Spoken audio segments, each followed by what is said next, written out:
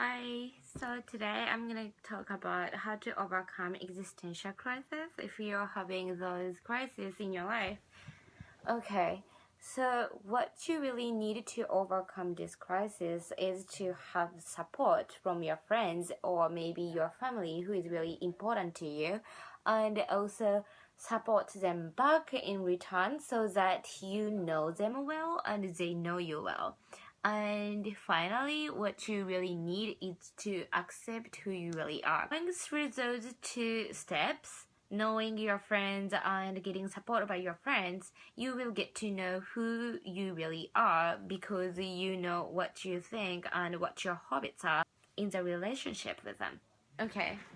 So, according to the psychiatrist in the United States, who is really well known, named Bruce Alan Carr, he says that they need a support which can establish an open and non-judgmental rapport, meaning that those supports needs to be non-judgmental, so the people who are supporting them really shouldn't judge what they are saying, what they are thinking. So for example, when Charlie goes to the party for the first time, so he accidentally eats a brownie with a weed in it. He gets really high and crazy, so he suddenly started saying that he needs a milkshake.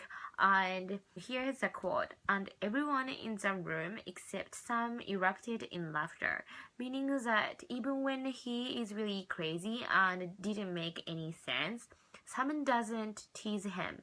Sam really listens to what he's saying and being serious about his thoughts all the time, which means a lot to Charlie, while everyone usually judges what he's saying and gets angry about it.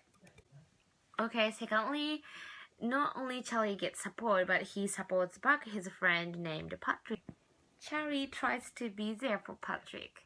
Okay, so here is the quote. Especially when you can't do anything except to be there, I want to make him stop hurting. So he really wishes to cope with Patrick's feelings, okay, which is really important. And finally, what you actually and most importantly need is to accept your true self, meaning that you need to be who you really are. Okay, so in the end of the book, Charlie finally learns from Sam that it's okay to feel things and be who you are about them.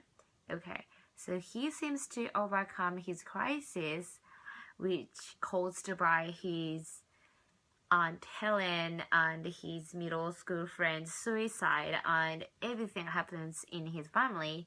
He finally understands who he really is and what he needs to work on in his life.